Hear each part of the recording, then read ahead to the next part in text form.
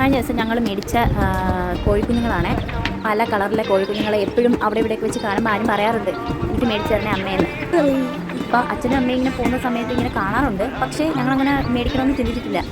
നിരന്തരമായിട്ട് അവനിങ്ങനെ ആഗ്രഹം വന്ന് അവനിങ്ങനെ വളരെ വാശി പിടിച്ച കാതിനൊപ്പം മേടിച്ചു കൊടുത്തതാണ്.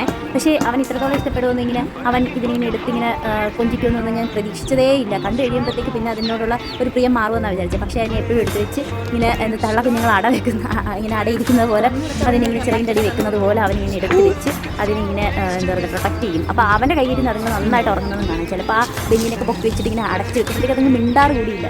എന്ത് രസമല്ലേ. പണ്ട് നമ്മുടെ കുഞ്ഞിനെ നമ്മളൊക്കെ ചെയ്തിട്ടുണ്ട്. നമുക്കിത് എന്താ പറയുന്നത് ഈ 90s 80s കിഡ്സിനൊക്കെ ഈ കോഴിക്കുഞ്ഞുങ്ങളെ വളർത്തുന്നതൊക്കെ വളരെ വലിയ കാര്യമല്ല. പക്ഷേ ഇപ്പോഴത്തെ പിള്ളേർക്ക് ഇതൊക്കെ വളരെ വലിയ കാര്യമാണ്. അവർ ഇഷ്ടപ്പെടുകയും അവർ കാണാനും അറിയാനും ഇഷ്ടപ്പെടുന്ന കാര്യങ്ങളാണ്. ഇതൊക്കെ എപ്പോഴും ഒന്നും ഉണ്ടാകാറില്ലല്ലോ. നമ്മുടെ വീട്ടിലൊന്നും ഇപ്പം കോഴികളൊന്നും തൊട്ടടുത്തൊന്നും എവിടെയും കാണാറില്ല ഇങ്ങനെ വളർത്തുന്നതൊന്നും. അപ്പോൾ ഒരു പുതിയ എക്സ്പീരിയൻസ് ആയിട്ട് അവനെ ഫീൽ ചെയ്ത് വളരെ സന്തോഷം അവന് തോന്നി. ഇത് കാണുമ്പോൾ നമുക്കൊരു സന്തോഷമല്ലേ.